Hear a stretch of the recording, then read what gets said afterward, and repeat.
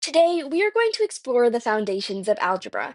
This video has everything you absolutely need to know to solve algebraic equations. So whether you're going into algebra or are just looking to review the basics, by the end of this video, you'll have a solid understanding of foundational math concepts and be ready to take on more advanced topics within the field of algebra. So in this video, we'll be going over what a variable is, writing equations, and then finally, we will solve algebraic equations. So mathematically, a variable is a symbol, like x or y, that represents information that can change. And in algebra, we typically use these symbols to represent an unknown. We use it to solve something that we don't already know the value of. So let's jump straight into an example here. So at my lemonade stand, I sell each lemonade for $2. I made $10. How many were sold? So in this case, our unknown is the number of lemonades that were sold. We know this because the question is literally asking how many lemonades were sold. So I'm going to represent lemonades sold with a variable. I'm just going to choose X here. So lemonade sold is equal to X. Okay, so in this case, I know that I made $2 for each lemonade. So this means that 2 multiplied by the lemonade sold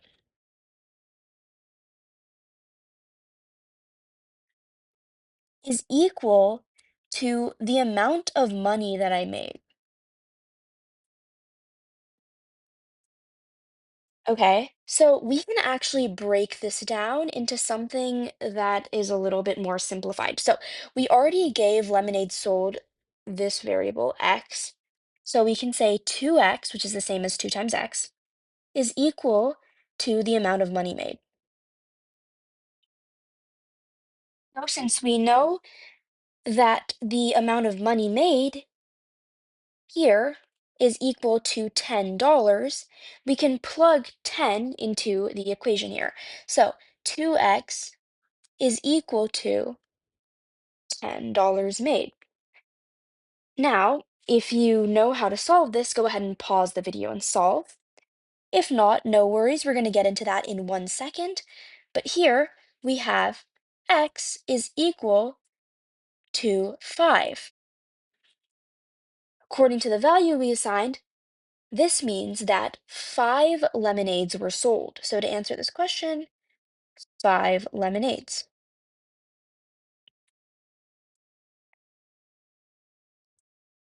Okay, let's get into the next one. So here, I want you to go ahead and pause the video and try to write an algebraic equation using these words.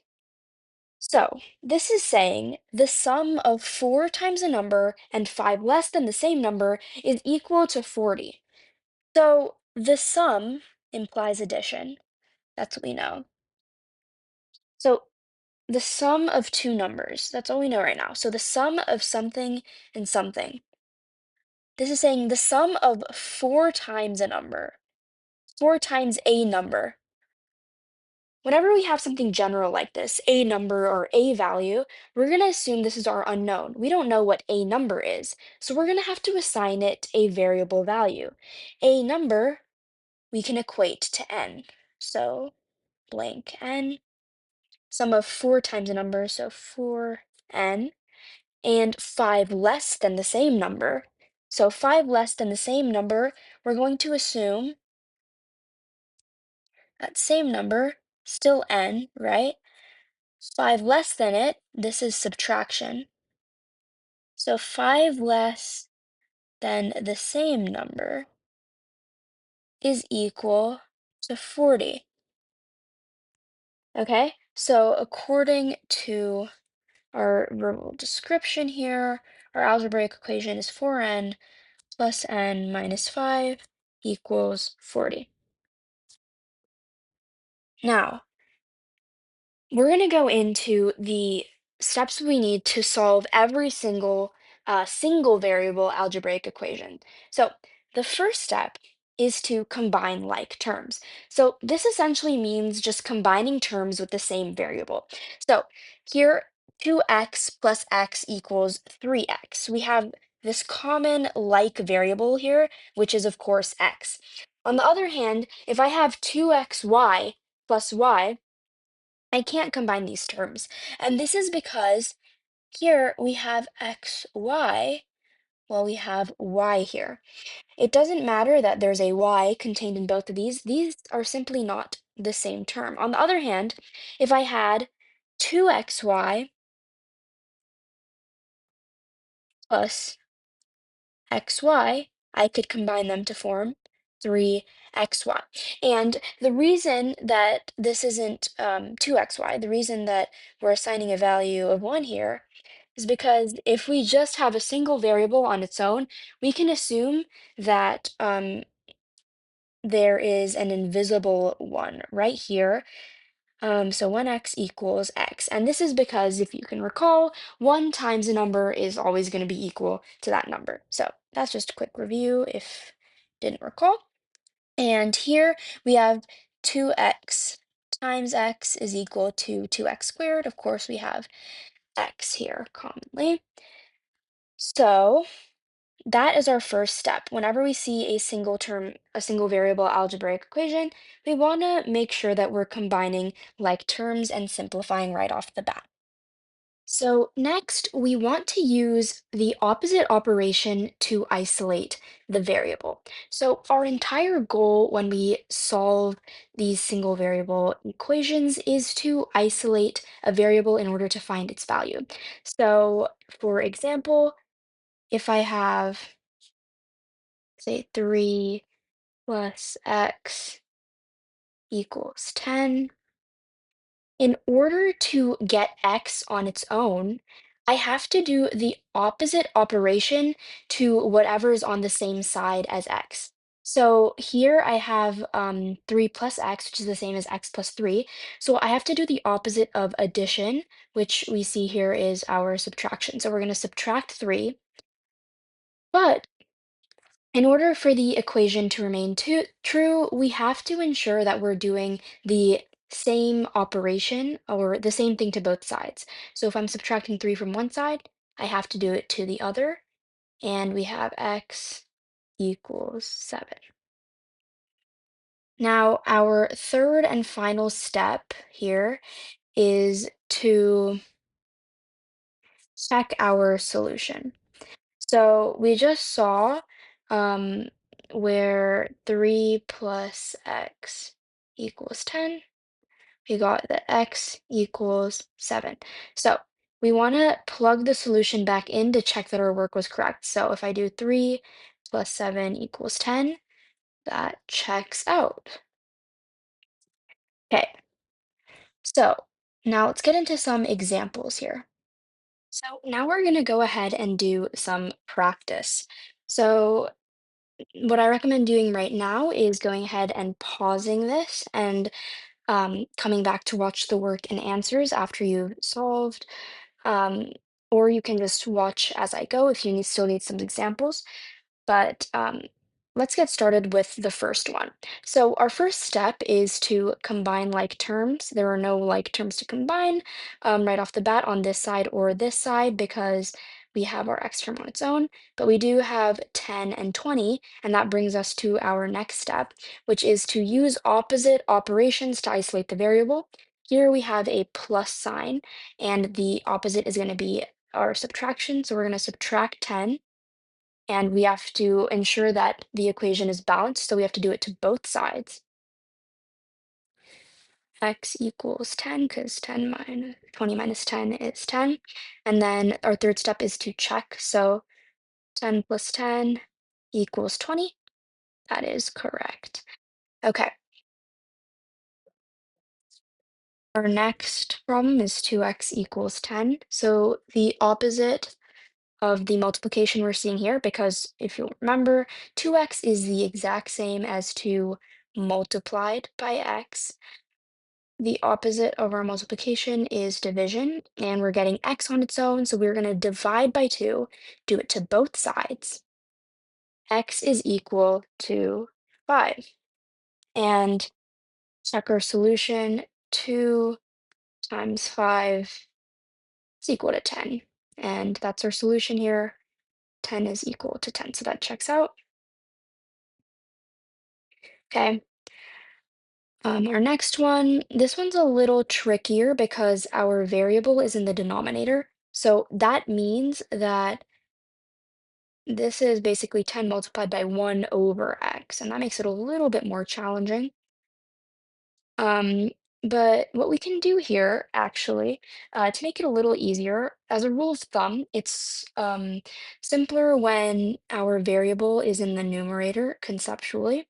So what we can do is we can move our x into the numerator by putting it on the other side of the equation. So if we multiply both sides by x cancels out on this side, where so we just have 10, because 10 times 1 is 10, equals 5x, and from here, 5 times x multiplication, and the opposite operation is division. So we're going to divide by 5 on both sides to keep it balanced. We get that x is equal to 2. Um, and this can also be done just by using this method here, by using an opposite operation on the non-variable term. So the way we would do that is a little bit more complicated. So you would multiply by 1/10 on either side, and this would simplify to 1/2 equals 1x. And then just by rule of simplification, x equals 2 from here, because we have both of these on the numerator, these are both ones. So you can multiply by both sides, cross multiply, you get x equals 2. But this method is a little bit more intuitive. It's a little bit easier to grasp.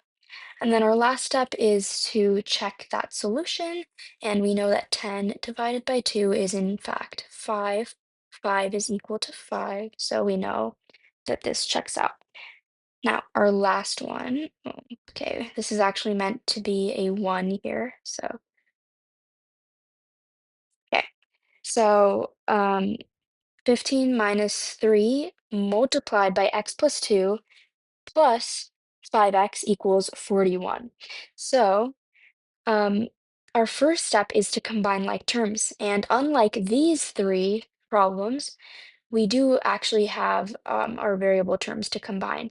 The issue is we can't just directly combine these x's because there are some parentheses caging this x in here. So we have to use the distributive property to solve that issue. So 15 minus 3, we have to distribute this -3. Remember, there's subtraction symbol, this negative symbol makes it a -3. So minus 3x, and then 2 multiplied by -3 is -6, plus 5x is equal to 41. Um, so from here, we combine like terms as normal. 15 and -6 are like terms because they don't have any variable attached to them. 15 minus 6 is 9, and then -3x and 5x are like terms because they both have this little x as their friend. Um, and -3 plus 5 is equal to 2, positive 2. So we have 9 plus 2x equals 41. And let's subtract by 9 on both sides because we have this addition symbol, and the opposite of that is our subtraction. We want to get everything away from this x. And then we get 32 here equals 2x. And then opposite of multiplication is our division. So x equals 16. We can go ahead and do that third step. So 15 minus 3 times 18 plus 5 times 16 equals 41. Um, And you multiply that out, that is correct. 41 equals 41, so that checks out. Now, go ahead and do this last problem. Pause the video. Now, this one might seem a little bit scarier because we have our x squared over here. Um, but if you'll recall from our um, second step, the opposite of our x squared is simply the square root of x. So that second step is going to be just as usual, but we have to do a square root instead of our standard addition, subtraction, multiplication, division.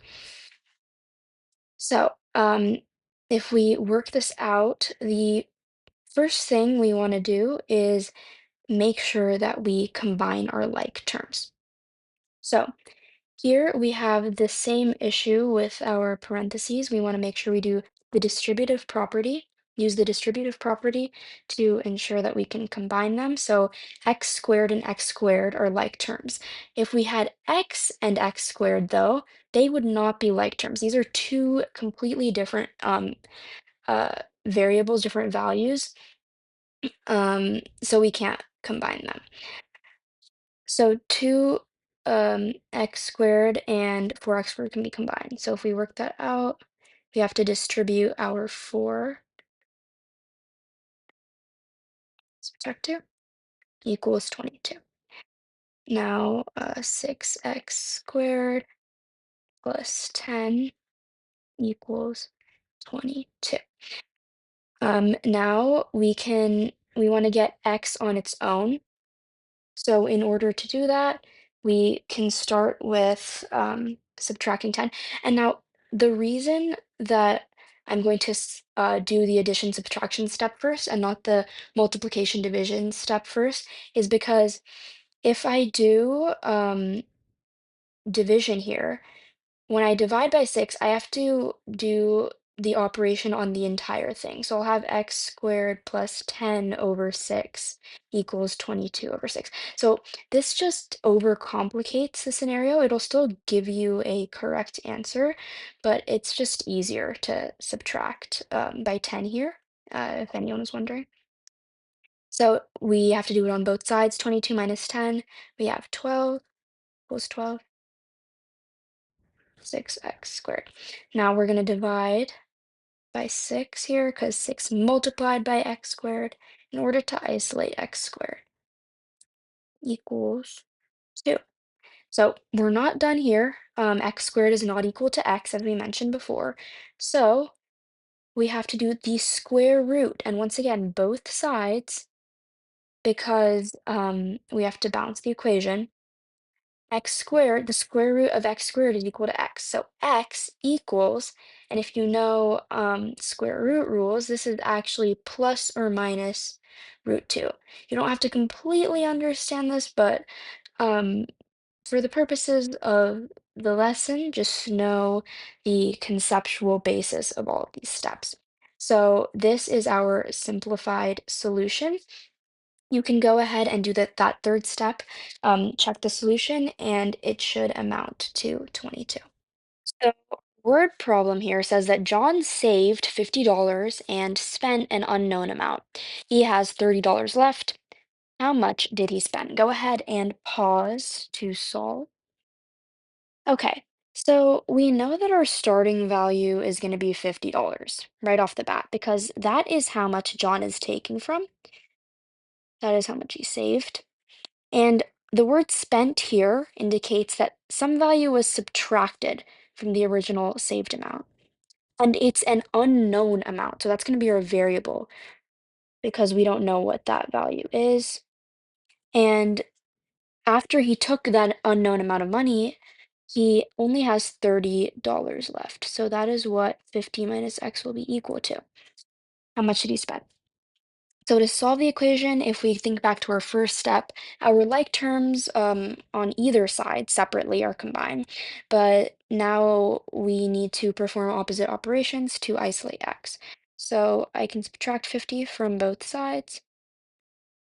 So I get negative x equals negative 20. And I can't have a negative x here. I need positive x. So we can divide each side by -1 or multiply, doesn't matter, to get x equals 20. So this means that he spent $20,